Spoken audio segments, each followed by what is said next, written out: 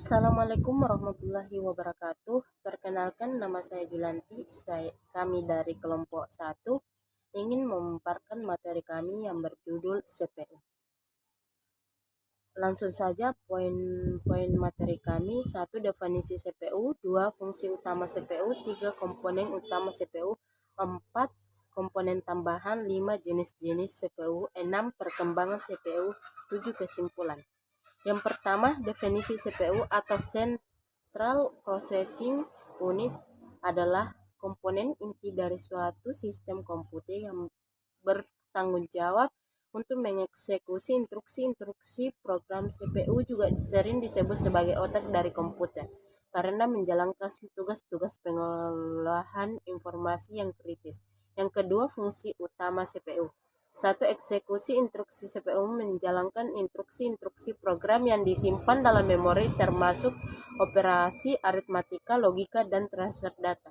Yang kedua, pengelolaan data. CPU memproses dan mengelola data baik dari memori utama maupun dari perangkat input atau output. 3. Koordinasi sumber daya. CPU berfungsi sebagai koordinator utama yang mengatur interaksi antara komponen-komponen lain dalam sistem komputer seperti memori, perangkat input atau output, dan kontrol periferal. Kemudian ada 3 komponen utama dalam CPU. Yang pertama itu unit kontrol, dan yang kedua unit aritmatika dan logika, dan kemudian yang terakhir atau yang ketiga register. Unit kontrol sendiri bertanggung jawab untuk mengontrol operasi keseluruhan CPU seperti pengambilan dan dekode instruksi. Kemudian unit aritmatika dan logika atau sering didengar dengan istilah ALU melakukan operasi matematika dan logika pada data seperti penjumlahan, pengurangan, dan perbandingan. Kemudian yang ketiga ada register, merupakan tempat penyimpanan sementara untuk data dan instruksi yang sedang diolah oleh CPU. Kemudian ada komponen tambahan di dalam CPU itu sendiri, seperti cache memory yang menyimpan sementara atau mempercepat akses CPU terhadap data yang sering digunakan.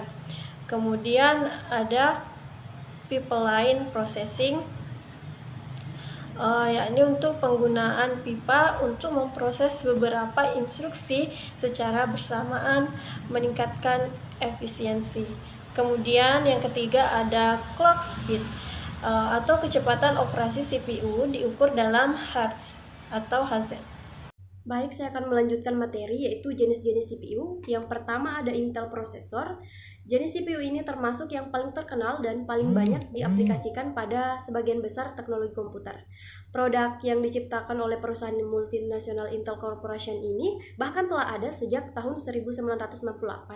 Intel Corporation yang berasal dari Amerika Serikat ini dikenal sebagai produsen yang memiliki desain khas terhadap mikroprosesor. Salah satu produk yang paling baru dan paling canggih dari Intel adalah prosesor Intel Core i7, i5, dan Xeon. Kemudian yang kedua ada AMD. AMD merupakan pesaing terberat Intel, walaupun penjualannya masih berada satu level di bawah Intel, akan tetapi produsen prosesor AMD ini terus melakukan pengembangan produk dan ekspansi yang lebih gencar dengan mengadopsi arsitektur x86. Perusahaan multinasional asal California, Amerika Serikat ini mengembangkan produk prosesor tidak hanya untuk server komputer, tapi juga laptop, tablet, dan kartu grafis perangkat gaming. Kemudian yang ketiga ada ARM prosesor.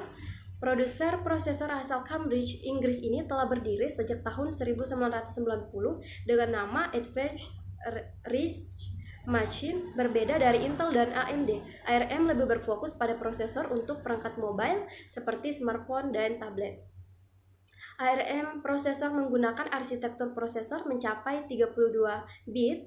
Hal ini membuatnya sebagai prosesor yang cocok untuk perangkat ponsel pintar. Berikut ini adalah jenis ARM prosesor pada vendor mobile Samsung, yaitu Qualcomm Snapdragon, Texas Instruments, Tegra, dan Samsung Hummingbird. Baik, materi selanjutnya yaitu perkembangan CPU. Pada generasi pertama tahun 1940 sampai 1950, yaitu penggunaan tabung hampa udara dan relay elektromagnetik.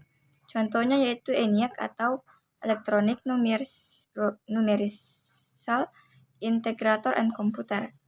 Generasi kedua pada tahun 1950 sampai 1960 yaitu penggunaan transistor untuk menggantikan tabung hampa udara, mengurangi ukuran dan konsumsi daya, munculnya bahasa pemrograman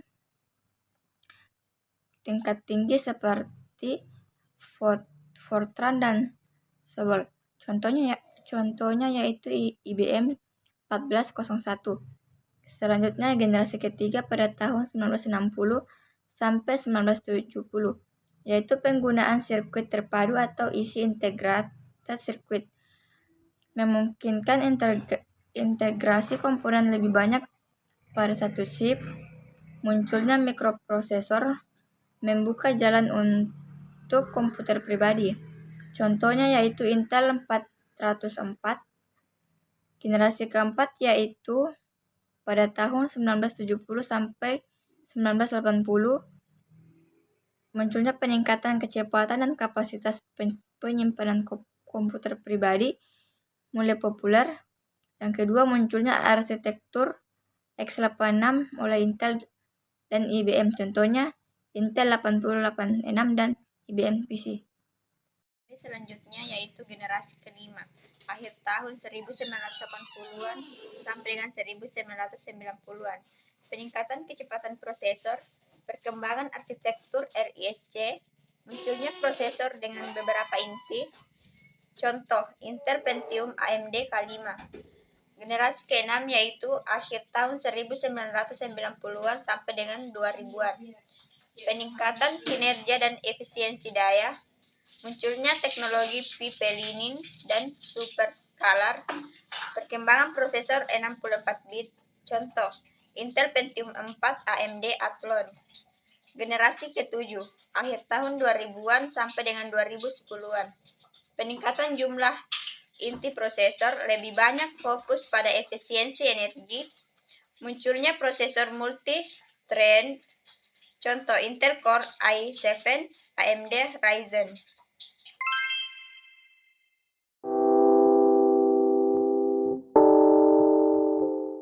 건물을 찾으러